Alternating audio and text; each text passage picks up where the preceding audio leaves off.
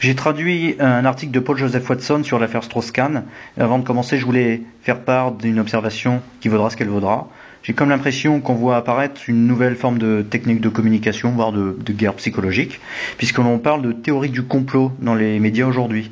Dans Direct Matin, par exemple, le machin qu'on vous refourgue de force, quasiment de force à la sortie du métro, 17 mai, Jérôme Sainte-Marie de l'Institut CSA évoque l'émergence de théorie du complot dans l'affaire Strauss-Kahn. Et j'ai entendu ce matin une conversation par hasard, là où je déjeune, des gens qui disaient que Strauss-Kahn ne pouvait pas avoir fait ça, qu'il était certainement victime d'un complot. Je me dis, voilà la situation où les gens croient de moins en moins au système et à la propagande grotesque que nous serine quotidiennement en 24 heures sur 24 et 7 jours sur 7, la presse des journalopes les plus serviles à ramassis de menteurs professionnels sans honneur ni éthique. Et que nous disent ces médias de manipulation de masse?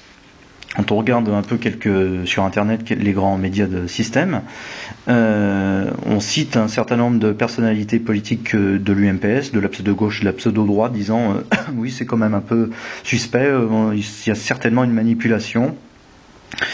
Donc il y aurait un complot contre DSK, et les journaux de rajouter, de sous-entendre que c'est grotesque et un peu insensé, avec une certaine condescendance. Par exemple, je vois une phrase, la théorie du complot vient de se trouver un nouvel os à ronger. Et voilà, mais l'idée c'est de distiller ce terme de complot. Donc il y aurait un complot contre DSK qui est une blanche colombe, et non un chimpanzé en rut. Donc c'est un système assez pervers et sophistiqué pour essayer, je dis bien essayer, de brouiller la situation dans la tête des hordes de crétins, de débiles légers qui ont le droit de vote. Je ne sais pas si cette analyse est pertinente, mais en tout cas je constate que donc, ces médias instillent cette idée de théorie du complot dans l'esprit des gens qui sont méfiants, tout en ayant une certaine réserve et une condescendance avec ce terme, en disant il faut se méfier, c'est n'importe quoi. Et donc les gens qui sont méfiants vis-à-vis des médias vont retenir cette expression, théorie du complot, et donc on voit une espèce de récupération de ce terme de théorie du complot pour venir en aide à un élément clé du système qui, il y a encore quelques jours, était quasiment assuré de gagner les élections. Je ne sais pas jusqu'où ça va, s'ils vont réussir et s'il est récupérable. Enfin, il n'est pas impossible que ça réussisse, on verra bien. Voilà. Voilà l'article de Paul Joseph Watson du 16 mai 2011 qui fait des rappels intéressants sur diverses affaires, c'est pour ça que je l'ai traduit. Donc les mondialistes aiment violer les femmes ainsi que les nations. Compte tenu du fait que les gens comme Dominique Strauss-Kahn, président du Fonds monétaire international, et autres mondialistes éminents sont portés sur le viol de la souveraineté nationale et monétaire des pays et dans leur poursuite du nouvel ordre mondial, ça n'est pas une surprise qu'ils aient aussi l'air préoccupés de violer des femmes, parmi d'autres perversions, entre autres perversions sordides et prédatrices. Strauss-Kahn a été évacué d'un avion à l'aéroport JFK dimanche par la police, après qu'une femme de chambre d'hôtel l'eut accusé d'essayer de la sodomiser, pardon pour les termes, et j'ai lu cet après-midi les actes d'inculpation, il y a une liste assez longue, quoi.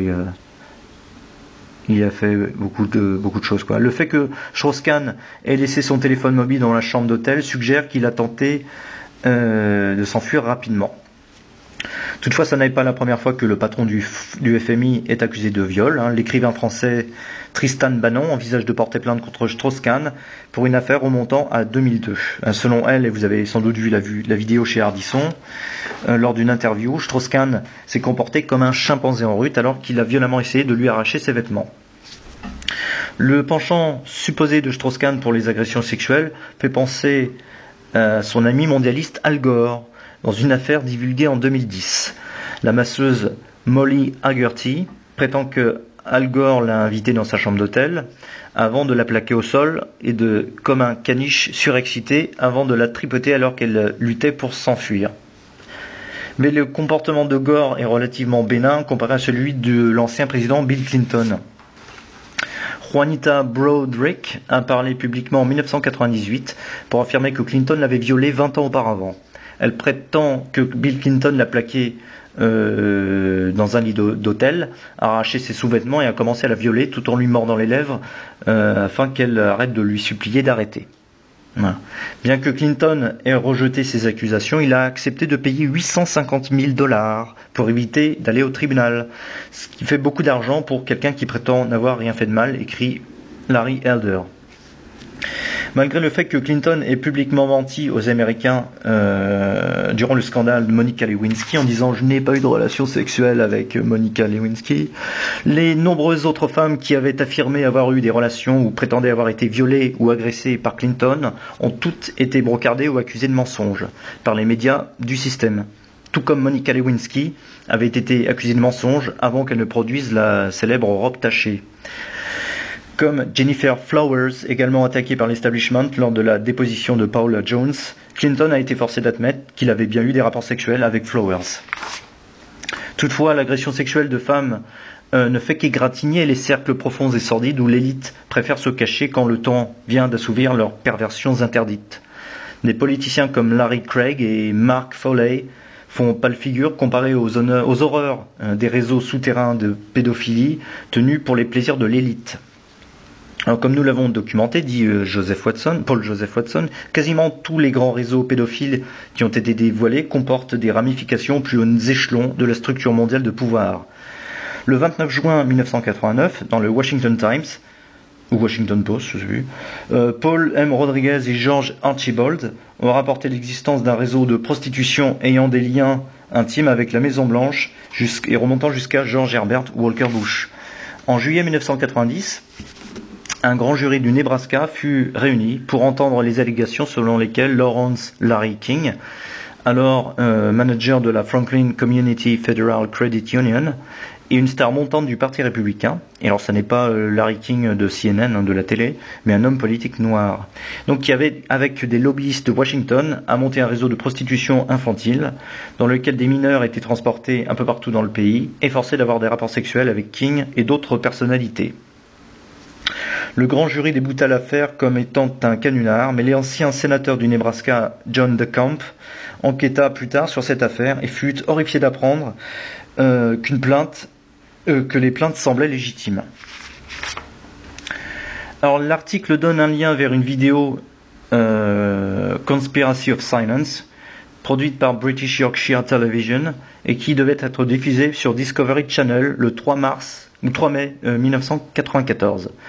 Ce documentaire fut déprogrammé à la dernière minute. Des politiciens éminents impliqués dans le scandale ont intimidé Discovery Channel pour qu'elle annule l'émission.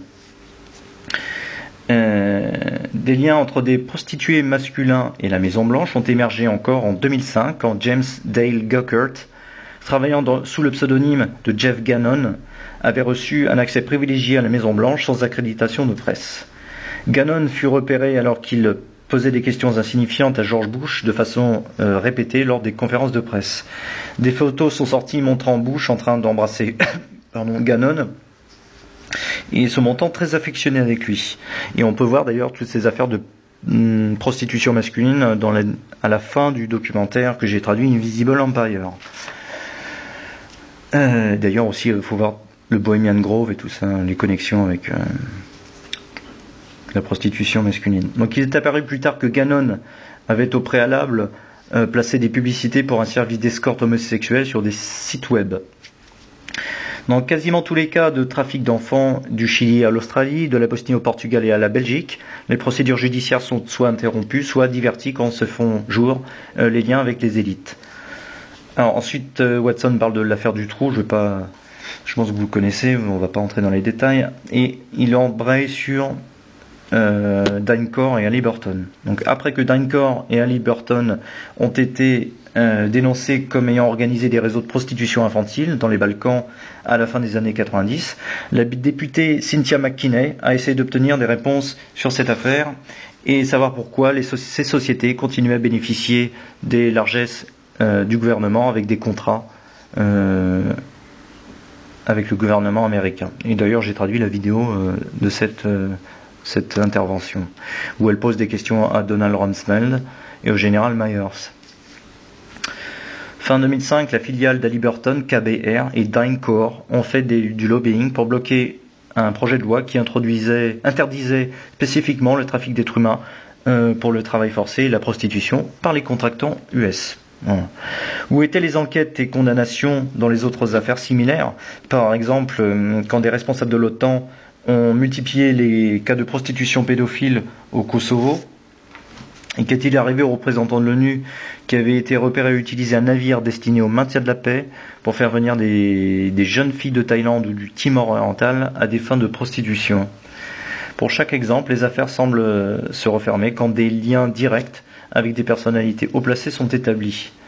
Le comportement de Strauss-Kahn, Gore ou Clinton, et tous les autres mondialistes, souligne le fait que notre planète est attaquée par des gens qui sont des prédateurs à plus d'un sens, et leur conduite illustre pourquoi ils doivent se retrouver derrière des barreaux, au lieu d'accumuler de plus en plus de pouvoir dans leur course vers la gouvernance mondiale.